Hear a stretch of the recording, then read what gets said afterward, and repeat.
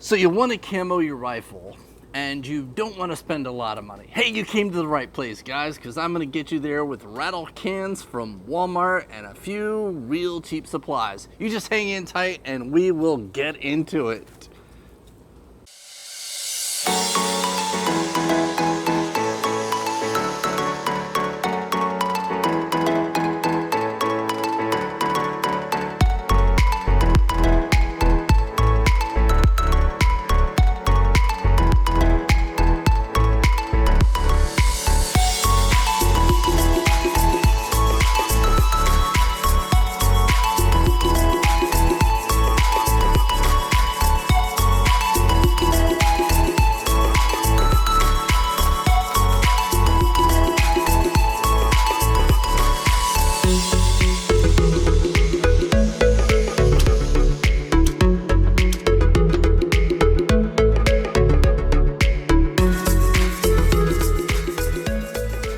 So welcome back, guys. Thank you so much for coming to my channel again. I really appreciate having you here.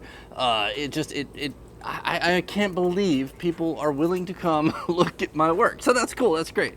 So check it out. This is my rifle. This is my Savage. It's a Savage Mark II with the, I think it was a 24-inch barrel. It was the longest barrel they had, and it's a bull barrel.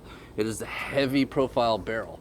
And I know that sounds like stupid for a 22, but I built this gun for 300-yard accuracy. We did a challenge where we were shooting at 300 yards at a 6-inch plate, and you had to be able to get 10 in a row on that plate. And that was the challenge. So I built this rifle for that purpose. Now, coming in today, it was not painted. This is a fresh new paint job. This is what it looks like now, and this is what I'm gonna show you guys how to do today.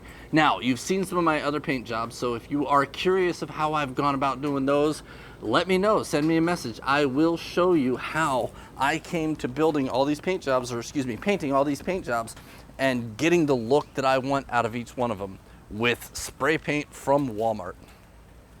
So let's go ahead and get on into this. And we're gonna talk about how I went about doing this. So the first thing I did was I had to prep everything. Now, I know I don't have to tell you guys that, you know, you need to tape off all the important stuff and it's good to take it apart, but if you can't take it apart, just make sure you get, you know, you protect everything that needs to be protected from the paint, because it won't go well if you get paint in certain places. And that's not what we're here to do. We're trying to make it cool, right? So make sure you tape off the important stuff. And if you have problems getting the tape to stick, use acetone. Acetone is great for getting the oil off. But remember, when you're finished, you have to oil it again. Don't forget to put oil back in there, or you're gonna have some problems. Now, this works whether you're using an AR-15 or a 22 or a tank. It doesn't matter what you're doing. This method will work for you. So getting into the art. So the first thing you need to do is get it prepped, get it sanded down. Take off that shiny sheen of a finish that these plastic guns come with, because that shiny sheen does not hold paint.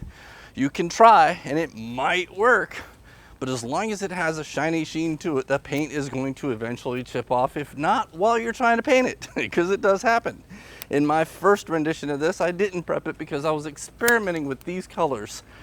And when I pulled the tape off, it pulled the paint off with it. So you'll see that in some of these pictures I have. But anyway, so I have prepped it this time. I have sanded it all back off. I have taken acetone and wiped down the whole thing to get all the fingerprints and oil and to really open up the pores of this plastic. So I went ahead and got that and I hung it up here, and here it is. This is what it looks like with, you know, having been prepped. It looks rough. Now understand, this is an old rifle. I've had it for years. It's my favorite rifle. It's cool because I can actually put calibres in it, go out in the backyard with the wife and the kids and shoot at steel targets from 35 yards away with incredible accuracy, like unbelievable accuracy. No noise. I mean, believe it or not, the dinging of the steel is far louder than the sound of the calibre. I've never had a jam. I've never had a calibre stick. A lot of people say that's a problem. I have not had that problem, but I'm not gonna say that's not gonna be a problem for you, so be careful if you're using powderless rounds.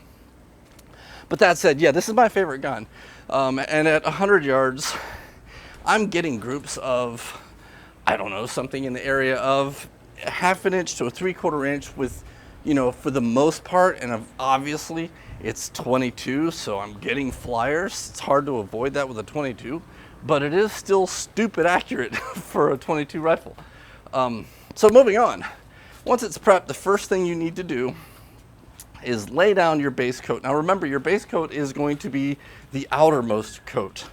So, you know, you're painting backwards. You're starting with what you want on the outside, and then you're moving in. You know, the last coat you put on will be the most inward color of the paint, and you'll kind of understand what that means as we go along. So what I'm using is a light sand.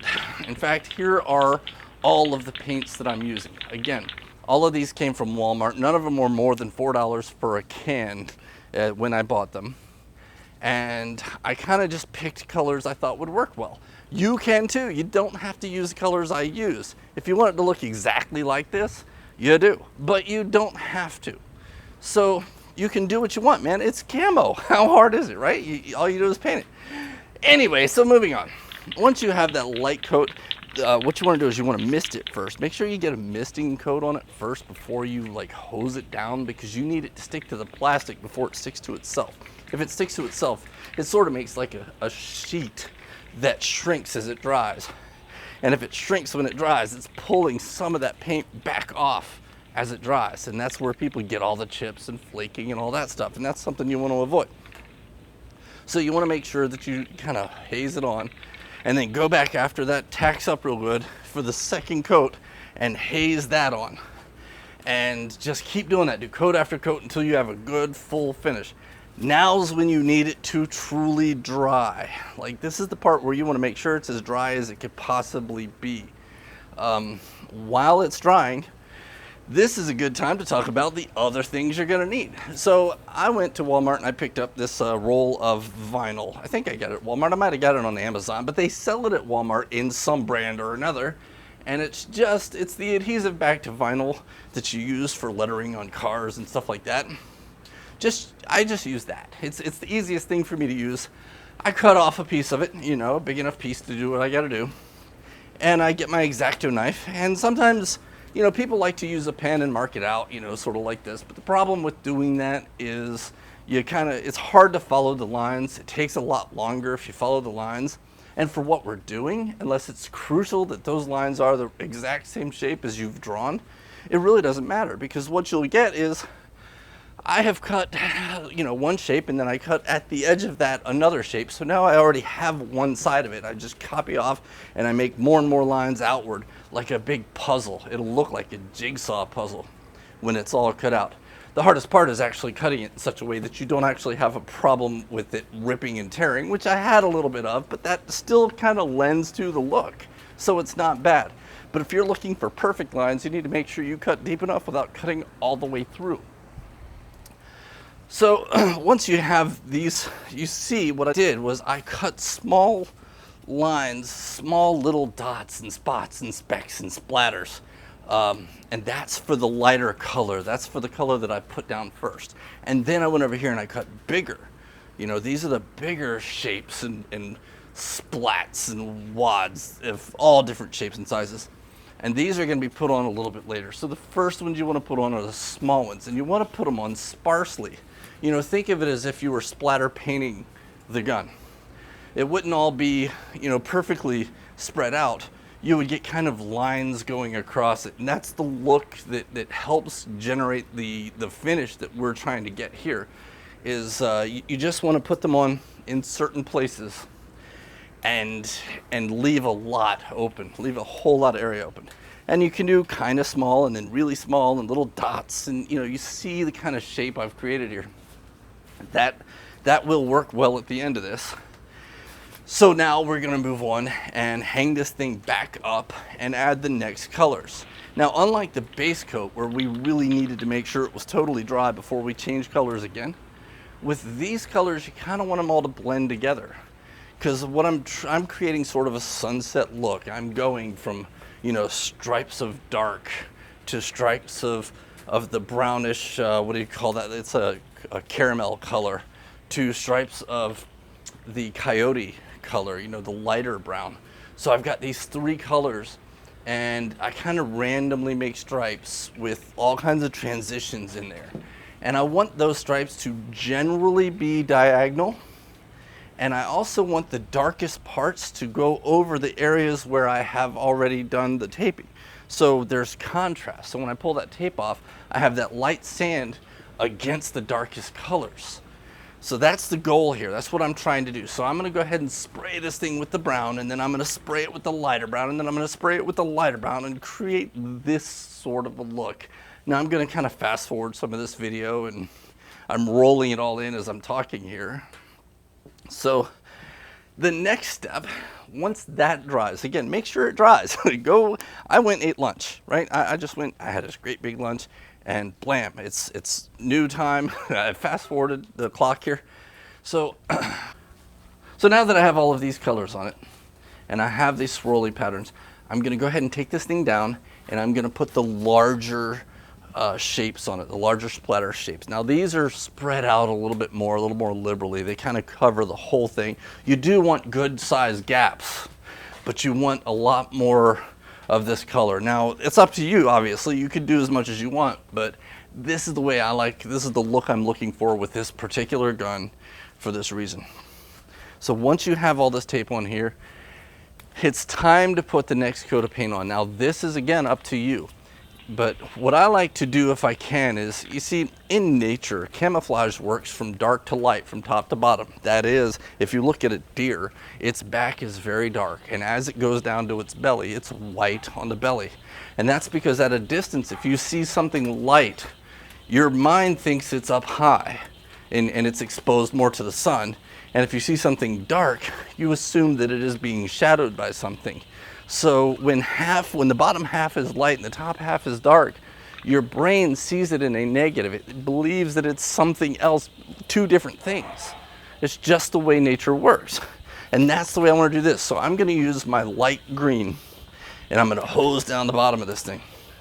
Now, of course, my can's stuck. As you see, I'm not even holding down the nozzle, and it sprayed all over my dang on hands. That sucked. Now I got paint everywhere, but I went ahead and wasted off the rest of this can and threw it in my trash can and let it just finish spraying out because it's only a $4 can. So now it's time to put the dark on. Now, I may not have put as much dark on here as I would normally do because I would want more contrast, but because I'm doing this for my general area where it is gonna be a little lighter, I'm gonna go ahead and just kind of, go dark about halfway down and not go crazy dark. So it's just kind of dark. I'm not doing multiple coats so that it doesn't really get dark, but you can do it however you want. That's the great thing about camo, right? So anyway, check this out. What I've done here is I've done the light on the bottom, the dark on the top, and I've let it dry. And now, the pièce de résistance. That's right, guys. Just grab some bubble wrap. Plain old, everyday bubble wrap. And go ahead and just put it around your hand. Spray it, spray it with whatever color you're going to spray it. And just dab. Dab, dab, dab. A little dab here, a little dab there. What was that guy, that painter? Anyway, so just a happy little dab everywhere you can dab it. And just kind of smear it a little and twist it a little, and it makes for a really cool, unique pattern. And it's a lot easier than, wrapping fishnet or whatever around, whatever parts. This gives you a similar look, especially with certain bubble wraps, but it's a lot easier.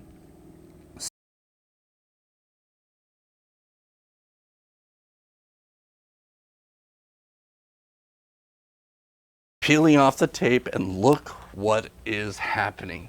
How cool does this look, right? I mean, you can see all of these colors underneath starting to just pop out of it, right? So once you get all this tape off, that's the hardest part, getting the tape off. It sticks to your fingers. It's hard to peel up. You need to take your little X-Acto knife and peel it up. And it works, but it takes a lot of time. This is very time consuming, but lucky for you, I've already spent the time. So the next thing, the final step, once you have all that off, it looks cool, but you'll notice there are different shades of matte and flat. It kind of, some of this paint doesn't matte out as much as the other, and it looks a little weird. That's why we put the matte clear coat on it. Like a satin matte clear coat. Go ahead and take that and hose it down. Now, the more clear coat on it, the more you put on it, the more washed out it's gonna look. Mine has a very light you know, kind of a light washed out look to it. Not a lot, but a little bit. It's taken some of the dark crisp out of that dark brown, but it's still enough. It still looks good for what I'm doing. Now, if you want more dark brown, then don't use as much clear coat. But I used enough to give it a good solid outer shell of clear. Now, this clear is workable within an hour, and I mean workable. You can go ahead and put the gun together an hour later. It's better to wait, let it harden, and it will continue to harden over weeks. So I don't suggest you taking this thing out or throwing it around or whatever, beating on it or whatever for the next week or two, and it'll stop smelling when it's ready. Like it will, if you put it in your room right now, it will smell like paint. Put it in there tomorrow, it'll smell like paint. Put it in there next week, it won't smell like paint. When it stops smelling like paint, it should be hard enough and durable enough to use to go out and have fun with. It's not to say you couldn't now, but you're gonna risk scratching it or messing it up. So that's it. That's the whole process. Put it all back together, and here is your finished product. It's beautiful, isn't it? Look at that thing. It is sexy.